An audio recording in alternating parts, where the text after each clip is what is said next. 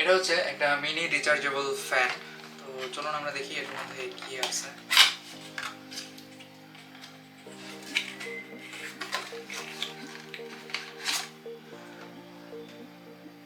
প্রথমে আছে এটা ডক।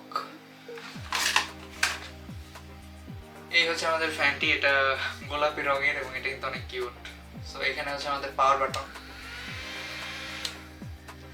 দারুণ।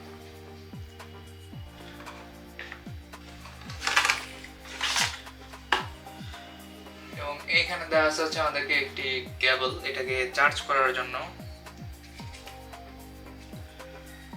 এবং এইখানে আছে হচ্ছে আমাদের পোর্ট, কেবলের পোর্ট, এইভাবে এটিকে চার্জ করতে হয়।